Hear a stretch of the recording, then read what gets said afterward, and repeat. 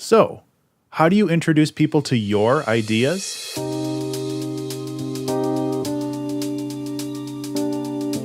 Hi everyone. Welcome back to the Creative Exploration series. This week I wanted to talk about the two kind of opposing forces of familiarity versus discovery and why both are so very important to getting people interested in your ideas and your work. I think that this is very valuable to have in mind as an artist when you're creating things, to not only make things accessible to people, but also make it interesting to people as well. I think that this is important because if your work is too out there, it doesn't really resonate with enough people to make it widespread, but if it's too safe and too familiar, people aren't really going to recognize it or remark on it in any particular way.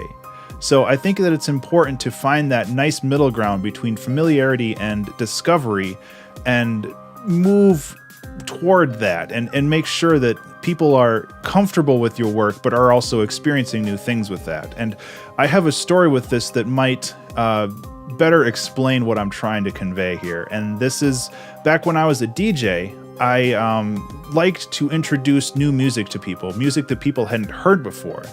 But for the most part, people just want to dance to what they've already heard before, what they're familiar with. So what I found out is if I just kind of went hard with all the weird stuff that I like to listen to, people didn't really get into that.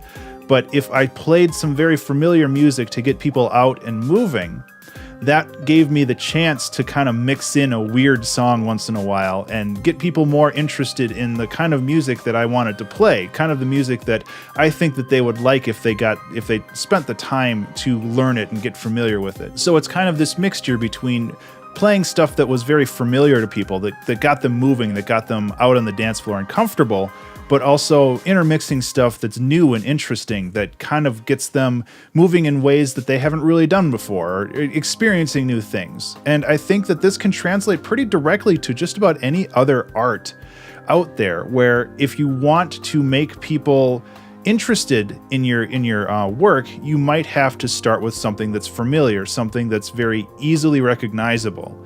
But then you can take that and you can kind of put your own twists and spins on it as time progresses, either if that's with music in an album or a video game or a piece of literature or writing or anything like that. You can start simple and start familiar, and then you can keep twisting on those tropes, those things that are very recognizable, and putting in new and interesting things that the listener or the viewer or the reader might not really experience before. And I think that it's important to have that balance between the two, because if you just start with the weird stuff right away, people will probably be turned off by it.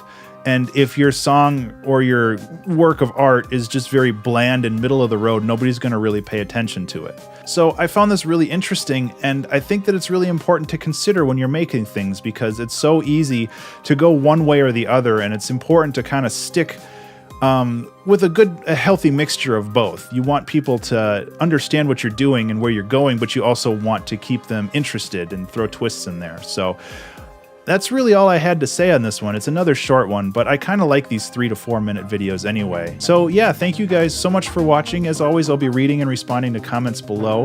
So I hope you got a lot out of this video, and I'll see you in the next one. Be remarkable. As always, this video is sponsored by these amazing Patreon subscribers. You guys are the best.